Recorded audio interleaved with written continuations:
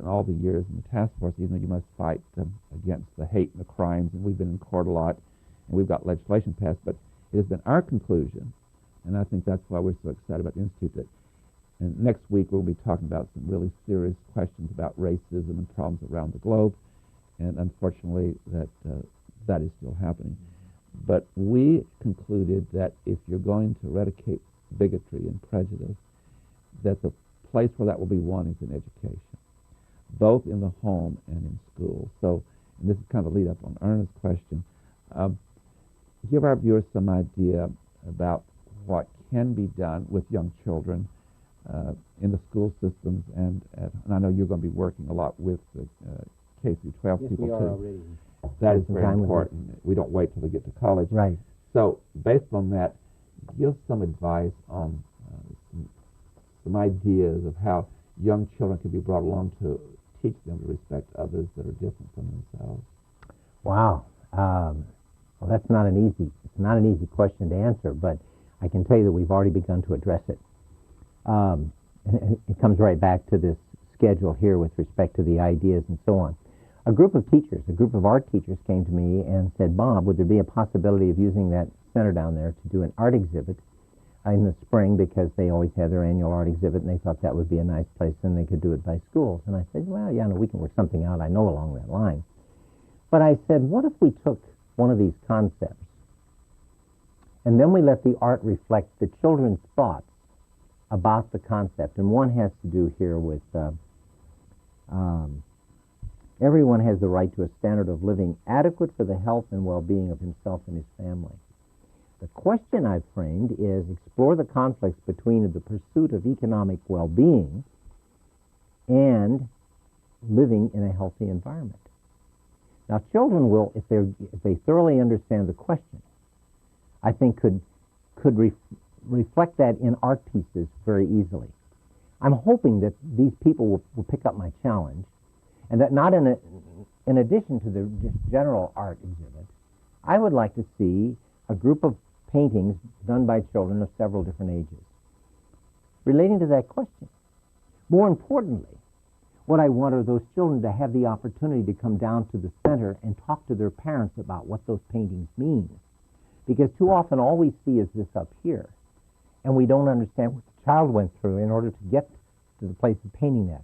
We're responsible for an exhibit called Rights of the Child, which is currently being exhibited in the new public library, which is absolutely gorgeous. The person that was responsible, who is also a part-time teacher at North Idaho College, Rachel Dolezal, said that at the end, when they had the exhibit, what she really wanted the students to do when they were putting pictures up of their family and so forth was to talk about what that picture meant to them. Unfortunately, that didn't really get done. But to answer your question, Tony, I would like to see students be part of all of these discussions. Another example, a little older child. One of the things that I used to be a debate coach in high school.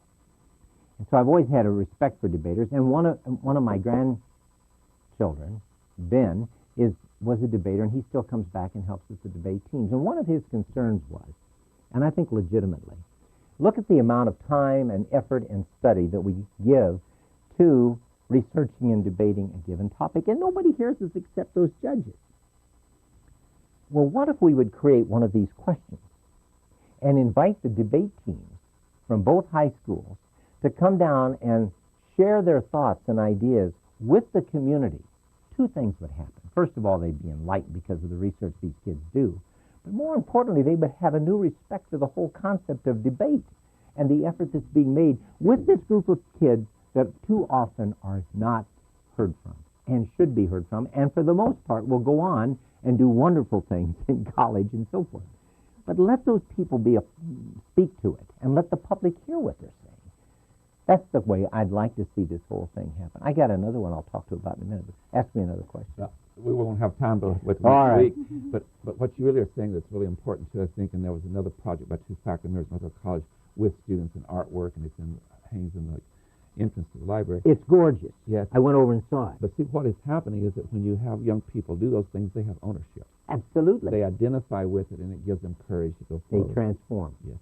Ladies and gentlemen, we have run out of time on this program, but the good news is that Dr. Robert Bennett, who's the new Executive Director of the Human Rights Education Institute and the former President of our college, will be back with us again next week, and we're going to continue our discussion of human rights in the 21st century. And as I indicated a minute ago, one of our areas is going to be to deal with some case studies of some things that have been happening in other parts of our country and the world, and how we might find better ways to support victims and to combat the hate when it takes place.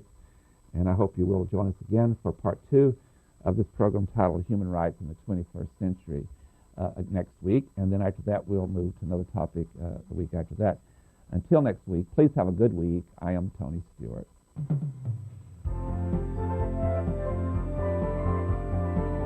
Recorded on the campus of North Idaho College, Public Forum is the longest-running in-house college production on PBS. Each episode is pre-recorded live and is an educational outreach from North Idaho College. Please join us at this same time next week for another edition of Public Forum on this public television station.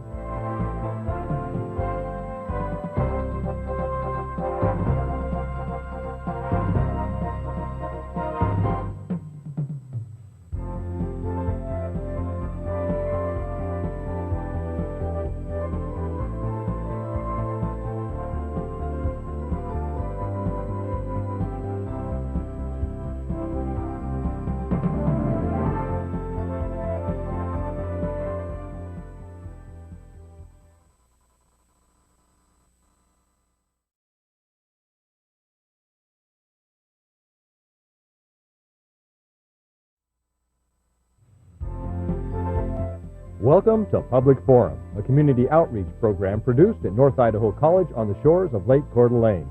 Featuring guests from around the globe addressing a wide variety of subjects, Public Forum serves to educate and enlighten. Please join host and moderator, political scientist Tony Stewart, in welcoming today's guest. Welcome back to part 2 of our 2-week series titled Human Rights in the 21st Century. We had a wonderful guest last week who's back with us, and we had a very, very exciting dialogue. Our guest is Dr. Robert Bennett. He holds an associate degree from a community college, Burlington Junior College in Iowa. He holds a baccalaureate degree from Western Illinois, a master's from Truman College, and his doctorate is from Iowa State. Dr. Bennett spent his life in education, and he's the former president of North Idaho College, and he served as the president of other institutions and also other administrative positions. He came back to Coeur d'Alene after his last position to retire, he thought, and after a period of time, he was approached and was hired by the board of directors of the Human Rights Education Institute as their new executive director. And he's here on our program today in that capacity as the director of that wonderful human rights organization. Dr. Bennett, it was great having you here last week, and we had a great dialogue, and we look forward to continuing it this week. I am too. And I'm so pleased to have our 2 regular panelists, Janelle Burke, who's an attorney in the state of Idaho, and next to her is Erna Reinhardt, who is Director of Public Relations at North Idaho College, and Janelle Burke will commence today's questioning. Welcome to the show again, Dr. Bennett. I've had the privilege of knowing you for a long time. We go way back. We do. And you've had many wonderful experiences in your life, many great experiences. Very fortunate. Can you tell our viewers what you consider to be the reasons for or the benefits of diversity in our lives? I could tell you that from many perspectives and on a personal basis.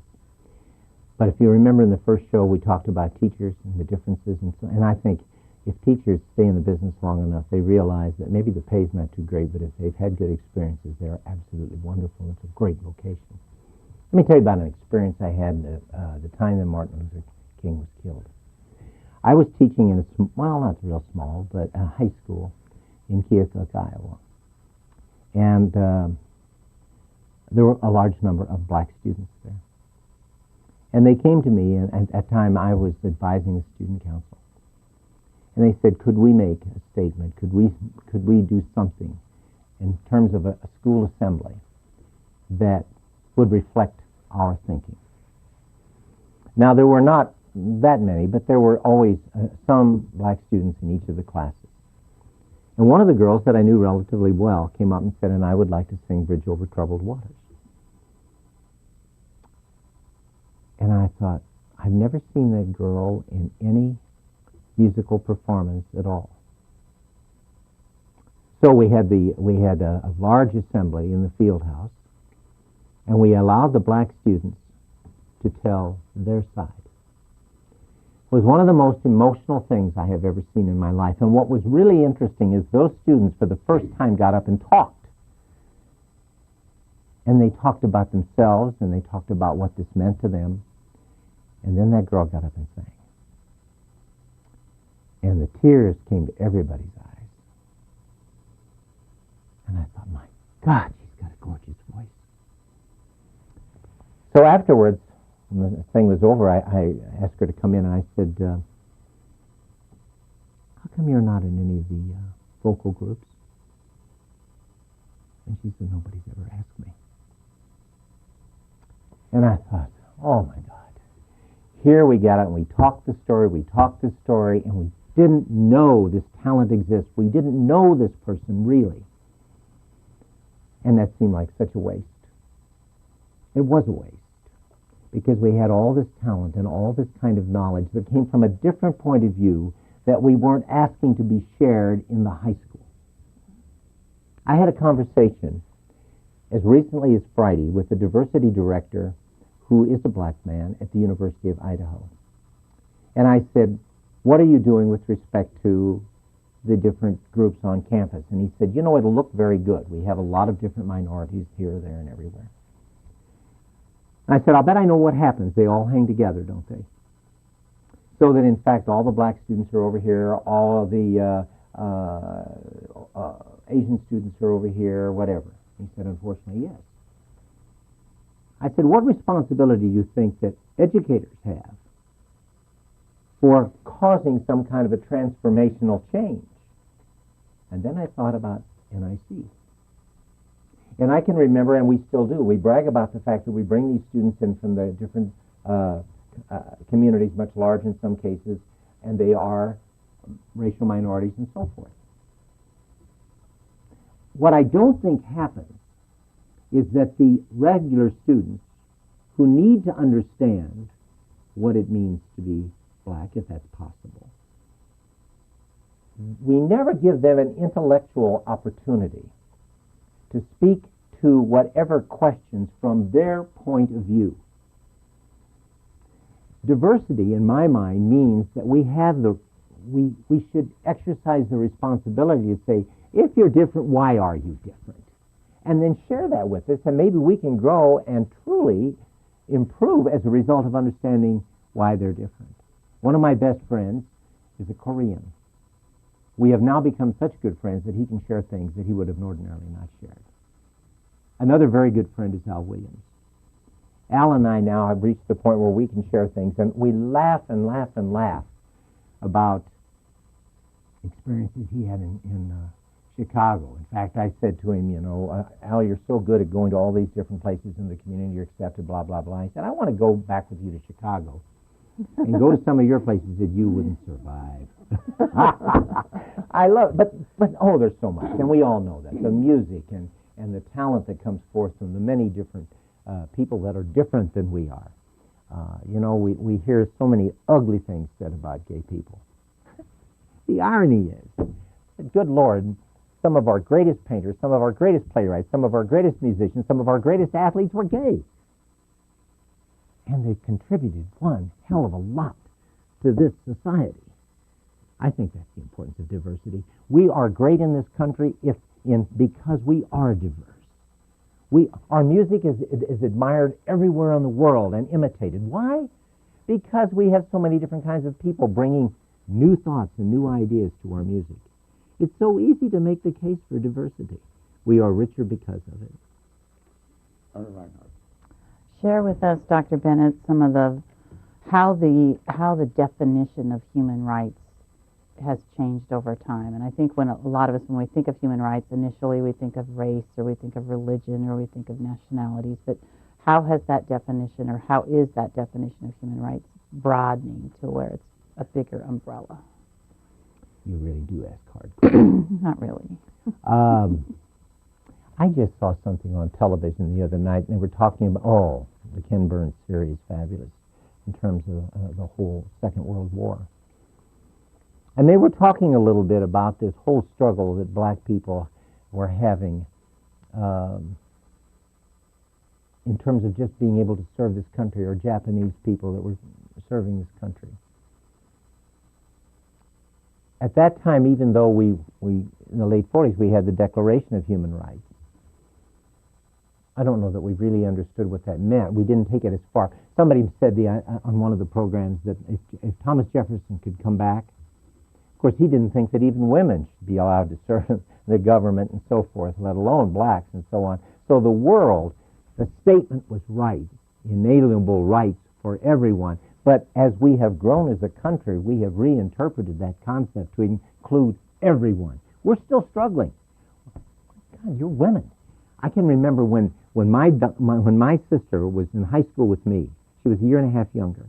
And when I would go out and be in a sport, the only way that she could ever be in sport was to be in the local girls' athletic association, which meant intramural.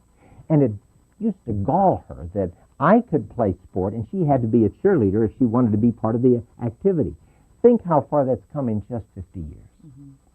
But we're rethinking the concept. The word gay wasn't even around when and certainly nobody talked about it.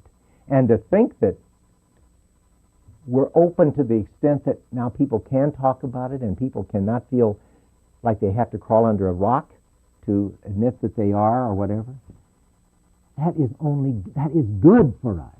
That is not bad, that is good. And it shows that we have evolved, that we're becoming a better people. Mm-hmm. Becoming a better people because we're respecting that difference is okay.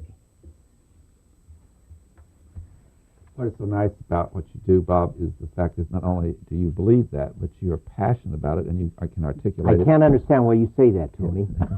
That is really important. That's a great way to communicate. Yeah, thank you. I want to talk about something that's very sad and unfortunate. Recently we had an example, and again, we're taping this in September, but in Jena, Louisiana. And it's such a powerful example of where racism is very much alive. When, for those who haven't followed the details, there was this one large tree where the whites always sat under it, and the wonderful African-American students asked if they could go sit, and they said, the administration, yes. It's sad they even have to ask, why would they have that separation, what you're talking about, right, in groups. And then the hangman's noose appeared there, and of course there's been the conflict, and to me there's just no question that racism is involved deeply. And there's a denial goes on because in interviewing the people in the community, and I believe they are about 2/3 Caucasian, about 1/3 African American, but the community was denying the racism. So my question, I think to you is, one, racism unfortunately is alive and well, and secondly, how do we get people past the point of denial? We talk about it. We talk about it, and we talk about it, and we talk about it, and we talk about it. And even though it's uncomfortable, we continue to talk about it. I share a situation. When I was in high school, I went to a segregated high school. I did not know one black high school student in that. They had a separate high school. I didn't know a soul. Did not know a soul. I was probably very much like these people. It was there, but I didn't know about it, and for that reason, I didn't think about it. And if you don't think about it, you don't deal with it. I don't think it's not just a matter of thinking about it. If somebody had come up to me in high school and said, "Are you a racist, or do you believe you live in a racist society?" I'd say, absolutely not. In fact, I went so far as there was a guy I worked with in a grocery store. His name was Gravy, and he was the only black person I knew. Well, that's an interesting comment, that his name was Gravy, and I never thought anything about that. One day, Gravy and I we were stocking shelves on an early Sunday morning, and Gravy said, I said, "Gravy, how about having a cup of coffee before we go to work?" And the only place that was open was a place called Bob's Cafe. I didn't have anything to do with it. Anyway, I went over to the cafe, and I walked in. It was one of the only places in town you could get a cup of coffee that early in the morning. I walked in, and Gravy's not there. And I looked in the back, and Gravy was in the back room. And stupidly, naively, I went back and said, "Gravy, what in the hell are you doing back here?" And he looked at me like I was a total idiot, and I was. Because I didn't even put together the concept. This was in 1954 or 55. I had no idea. My kids sat in the balcony of the local theater. We never even saw them. I didn't know we lived in a racist community.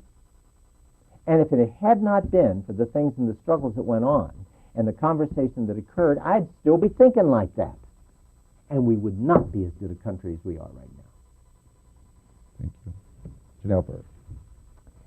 We talked a little bit before the show, and I want you to share with our viewing audience about some of the other areas that discrimination occurs in that we sometimes don't even think about. And we're just beginning to explore what is happening in those areas. One that I think is interesting. I am now 70 years old. Ugh. You know, that's kind of hard to... You look about 50. Oh, you're a good man, Tony. You're a good man. The point is, I didn't think about aging when I was younger. I didn't think about it at all. And as I have gotten older, I've had to think about it in a very different way. There's a huge amount of discrimination that goes on with older people in terms of finding jobs. Talented people are suddenly dismissed and not wanted anymore because they're 50 or 60. Something's wrong with that picture. If somebody is 40, 50 pounds overweight and he goes in to get a job and there's somebody of normal weight and maybe a little more attractive, who do you think has the advantage? To me, that's discrimination. They never get past the door in some cases. Subtly done, but it's there. Subtly done, but it's there. There's so many ways that people discriminate against each other that has nothing to do with race, gender. Women have been facing this for years. I remember when I used to teach sociology back in the 60s, and the women's movement was just beginning. And we talk about where are women going. There's a topic in here about that I want to pursue in terms of the impact of athletics on gender and racial issues. Oh, I think we could go a zillion ways with that. Women today, I am convinced, many of them think very differently about their potential because they've had an opportunity to participate